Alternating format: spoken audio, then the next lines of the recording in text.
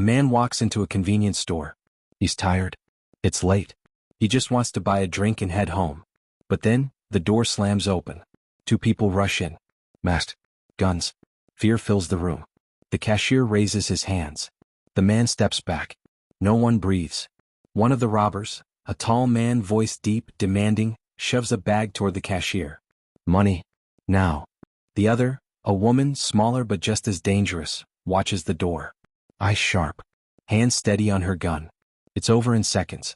Cash stuffed into the bag. Running footsteps. Screeching tires. Another store hit. Another crime added to the list. But here's the twist. Just days later, these same robbers stopped everything. Not to run. Not to hide. But to get married. A wedding in Las Vegas. Smiling pictures. Rings on their fingers. Like it was a love story. Then right back to robbing. More stores. More stolen money. More people left shaking. Behind counters wondering if they'd make it home that night. But what Antonio Lamar Bland and Abigail Luckey didn't know. The FBI was already watching. Every move. Every robbery. Waiting. And then came the night that changed everything. A small donut shop. A store worker, tired, scared, but not willing to be another victim. A mistake. A gunshot. And suddenly, everything started falling apart. This is more than just a crime spree. This is the story of two people who thought love could outrun the law. But in the end, the law always catches up. Stay with me because this story is far from over. Welcome to True Crime Stories videos. I welcome you, my viewers, and most especially my subscribers, for your support as we keep improving and bringing you daily told and untold true crime stories. Please don't forget to subscribe to this channel. Antonio Lamar Bland was never the type to sit still. He had a way of talking, smooth, confident, always in control. But behind that charm was something darker. A man always looking for the next move, the next opportunity. Abigail Luckey was different. She wasn't loud. She didn't need to be. She watched. She listened. And when she spoke, Antonio listened too. They met by chance or maybe by fate. Two people from different paths but the same mindset. Survive at all costs. At first it was small things, quick money schemes, little risks. But small wasn't enough. They wanted more. Then came Ronnie Tucker. Young, eager, and willing to follow. With him they became a team. And that's when the robberies began. A quiet gas station. Late at night. The first hit was almost too easy. Antonio walked in first. No hesitation. The clerk barely had time to look up before he saw the gun. Abigail stayed near the door, eyes sharp, watching everything. She was the lookout. The escape plan. Ronnie moved fast, grabbing the cash from the register, stuffing it into a bag. Less than a minute. Then they were gone. No alarms. No witnesses willing to talk. It worked. And when something works, you do it again. So they did. Convenience stores. Smoke shops. Even donut shops. They were careful. In and out. No names. No mistakes. But crime has a way of making people reckless. And greed never stops at just enough. They started hitting more places, taking bigger risks. And what they didn't know, someone was watching. Because while they thought they were untouchable, law enforcement was already putting the pieces together. And the next mistake would be the one that brought it all crashing down. Antonio Bland and Abigail Luckey weren't just partners in crime. They were drawn to each other like fire to gasoline. Antonio was the kind of man who could talk his way out of anything. Charming. Bold. Always in control. He had a past filled with close calls, but somehow he always landed on his feet. Abigail was different. Quiet. Calculated. The one who thought ahead. Where Antonio brought energy, she brought focus. She was the planner. She didn't just follow him, she matched him. Together they were unstoppable. People who knew them said they were inseparable. You wouldn't find one without the other. And if you did, you knew they weren't far apart. But their love story wasn't flowers and slow dances. It was late-night car rides. Stolen cash. Hotel rooms paid for in crumpled bills. And they weren't the first to live this way. Bonnie and Clyde. That name has echoed through history. A couple that ran from the law, living off stolen money, refusing to back down. Antonio and Abigail? They were no different. The way they moved, the way they trusted each other, it was like they had their own language. One look was all it took. She knew when to run. He knew when to pull back. But here's the question. Was it love? Or was it something else? Because love isn't supposed to make you pick up a gun. It isn't supposed to make you risk everything over and over again. Some people say they did it for the money. But if it was just about cash, why keep going after they had enough? Maybe it was the thrill. The rush. The feeling of knowing they could take whatever they wanted and no one could stop them. Or maybe, they just couldn't stop. Because when you live on the edge for too long, going back to normal doesn't feel the same. But what they didn't know, the edge only holds for so long. And soon, it was going to break beneath them. The plan was always the same. Fast, precise, no mistakes. Antonio Bland walked in first. Mask on, gun up, voice loud. He didn't waste time. Straight to the counter. Straight to the money. Ronnie Tucker followed. Quieter but just as dangerous. He moved fast, shoving cash into a bag. No hesitation. No second guessing. And outside, Abigail Luckey. She never went inside. She never held a gun. But she was just as important as the men inside. She stayed behind the wheel, engine running. Eyes on the mirrors. Foot ready on the gas. If anything went wrong, she had seconds, just seconds, to make a decision. But most of the time, nothing went wrong. Because they had it down to a routine. Step 1, find a target. Small stores. Late hours. One worker. No cameras facing the entrance. Step 2, park near the exit. Car running. Doors unlocked. Step 3, masks on. In and out in less than a minute. And it worked. Again and again. Surveillance footage showed the same pattern. The same speed. The same confidence. At first it was random. One city. One hit. But then, it started to grow. More cities. More stores. More money. And with every robbery they got better. They learned what time was safest. How to move. How to leave no evidence. And as they got better, they got bolder. Because the more they got away with, the more they thought they always would. But every perfect plan has a breaking point. And soon, they were about to hit theirs. In the middle of a crime spree with law enforcement closing in, most criminals would lay low. Disappear. Stop. Think. But Antonio Bland and Abigail Luckey? They went to Las Vegas. Not to hide. Not to run. To get married. A wedding in the city of flashing lights and fast money. A place where no one asks too many questions. They walked into a small chapel.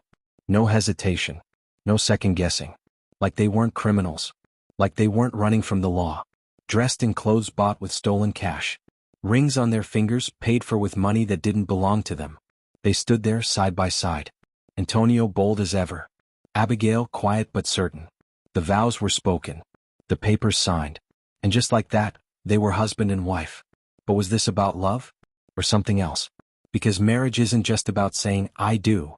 It's also about protection. A wife can't be forced to testify against her husband. And maybe, just maybe, that's why they did it. A way to protect themselves. A way to keep their secrets safe. But whatever the reason, one thing was clear. This wasn't the start of a new life. There was no honeymoon. No fresh beginning. The very next day they were back on the road. Back to the same routine. Same masks. Same guns. Same stolen money. Because for them love wasn't enough. They needed the thrill. They needed the risk. They needed one more job. But what they didn't know, that next job would be their last. Antonio Bland and Abigail Luckey thought they were careful. Fast. Smart. Untouchable. But no one outruns the law forever. Because while they were counting stolen cash, someone else was counting their mistakes. Surveillance cameras. Blurry images at first. Just figures in masks, guns in hand, money bags swinging. But the more they hit, the clearer the picture became. Police started connecting the dots. Same tactics. Same timing. Same team. And then, a mistake. Small at first. Barely noticeable. In one robbery, Antonio wore a black hoodie. The next, a blue one with the same logo. In another, Abigail's hands, no gloves. A glimpse of a tattoo. One night they took the wrong route. A security camera caught their car. A partial license plate. Not enough to arrest, but enough to investigate. Law enforcement started watching. Studying. Waiting. And then, the pattern broke. Instead of another robbery, they disappeared. Las Vegas. A wedding. That's when the FBI stepped in. Because this wasn't just a couple stealing cash. It was a multi-state crime spree. Robberies across California, Nevada, Arizona. And once crime crosses state lines, it becomes federal. An FBI task force was formed. Agents retraced every step. Surveillance footage. Witness interviews.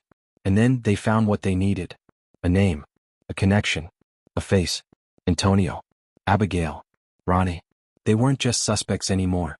They were targets. And now, the chase was on.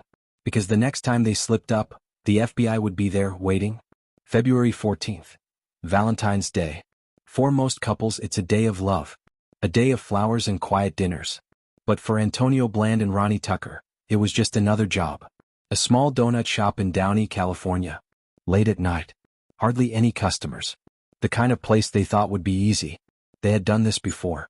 Walk in. Gun up. Cash out. Leave. But that night, something went wrong. The moment Antonio pulled out his gun, the store clerk didn't freeze. He moved. Fast. Maybe it was instinct. Maybe it was fear. But in seconds the entire plan fell apart. Antonio shouted. Ronnie grabbed for the register. But before they could take control, the worker reached under the counter. Not for money. For his own gun. And that's when the first shot rang out. The air exploded with sound. Glass shattered. Shells crashed to the floor. Antonio fired back, but he wasn't aiming. Panic. Pure, desperate panic. They had never been in a shootout before. They weren't ready. Ronnie ran first, pushing through the door. Antonio was seconds behind him, heart pounding, hands shaking. They made it to the car. Abigail was waiting. She hit the gas. Tires screeched. But in the rush, they left something behind. Something small. Something they didn't even think about. A single glove. Lying on the floor near the counter. Covered in Antonio's DNA. And now, they weren't just robbers anymore. They were armed and dangerous suspects. And for the FBI, that was all they needed. Because that glove would be the beginning of the end. The walls were closing in. Fast. 4 weeks, Antonio Bland, Abigail Luckey and Ronnie Tucker had been running. City to city. State to state. But now, the FBI wasn't just watching. They were moving. Surveillance teams tracked their car. Traffic cameras. ATM withdrawals. Phone pings. Every step they took, someone was following. And then, law enforcement made their move. It happened just outside a cheap motel in California. A place they thought was safe. Just another stop before their next job. But the second Antonio stepped outside, he knew something was wrong. Too quiet. Too still. Then sirens. From every direction. Marked cars. Unmarked cars. SWAT teams moving in. Antonio ran. Not thinking. Just running. Ronnie tried to follow, but there was nowhere to go. They had been surrounded. Abigail was still inside the motel room. She heard the chaos. Looked out the window. Saw Antonio on the ground. Face down. Cuffed. Yelling. Ronnie pinned against a wall. Nowhere left to run. And in that moment she had a choice. Stay inside. Try to escape. Or step out. Slowly she opened the door. Hands up. Eyes down. She didn't fight. Because she knew it was over. By morning the story was everywhere. The Bonnie and Clyde wedding crime spree. Headlines ran with it. People couldn't believe it. A couple who stopped robbing just long enough to get married. Now, they'd spend their honeymoon in a jail cell. The crime spree was over. The chase had ended. But for Antonio Bland, Abigail Luckey and Ronnie Tucker, the real fight was just beginning. Because now, they weren't running from police. They were facing a courtroom. A long list of charges. Armed robbery. Conspiracy. Firearms offenses. And the numbers were staggering. Each count carried up to 20 years. And with multiple robberies across state lines, the sentences could stack up for life. Their first court appearance? Back. Cameras flashing. Reporters outside. Antonio walked in first. Shackled. Silent. Head up but eyes empty. Ronnie followed. Fidgeting. Looking around. And Abigail? She looked small. Different. No wedding dress. No stolen cash. Just a jumpsuit and a future she couldn't escape. The judge read the charges. One by one. When asked how they pleaded, Antonio spoke first. His voice was low. Almost steady. Not guilty. Ronnie? Same answer. And Abigail? She hesitated. Just for a second. Then, not guilty. Outside the courthouse, the world was watching. The media couldn't get enough. The wedding crime spree. Partners in love, partners in crime. Some saw them as reckless criminals. Others? A modern-day Bonnie and Clyde. True crime forums exploded. Some called them legends. Others called them fools. But opinions didn't matter now. Because no matter how many headlines they made, the only thing that mattered was what the jury would decide. Antonio Bland and Abigail Luckey weren't the first. And they wouldn't be the last. Because history has seen this before, couples who blurred the line between love and crime. Bonnie and Clyde. Ruthless. Reckless. Killed without hesitation. But in the end, they died together, ambushed in a hail of bullets. Raymond Fernandez and Martha Beck, the Lonely Hearts Killers, pretending to be lovers while luring victims to their deaths. Carol and Fugate and Charles Starkweather, a teenage girl and her older boyfriend, leaving a trail of bodies behind them. And now, Antonio and Abigail. They weren't cold-blooded killers, but they had something in common with all these couples, a bond that made them dangerous. Was it love? Or something else? Experts have studied it for years. Why do some couples turn to crime together? Thrill-seeking? A toxic power dynamic? A deep need for control? For some, one partner is the leader, the mastermind. The other? Just along for the ride. For others, it's an addiction. Not to money. Not even to crime. But to each other. Antonio and Abigail weren't the first couple to think they could take on the world. And they won't be the last. Because history repeats itself. And somewhere out there, another couple is planning their first crime together. The wedding was over. The crime spree had ended. And now, only cold, gray walls remained. Antonio Bland, Abigail Luckey, and Ronnie Tucker sat in separate cells waiting. For their trial. For their sentences. For the moment they would finally hear how much of their lives would be spent behind bars. Where are they now? Antonio, still defiant. He believes he could have beaten the case. Abigail, quieter. More distant. Some say she regrets it all. Ronnie, the first to talk. The one who might take a deal.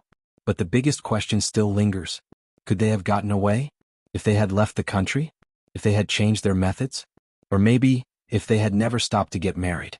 Because that moment? That pause? It slowed them down just enough for the FBI to catch up. They thought they were unstoppable. Untouchable. But in the end, it wasn't the robberies that ruined them. It was their own mistakes. A wedding. A glove. A moment of hesitation. And now, their story is over. Or maybe, it's just the beginning. Because one day long after the headlines fade, Antonio and Abigail will sit alone in their cells. And they'll ask themselves the same question we're all wondering. Was it worth it?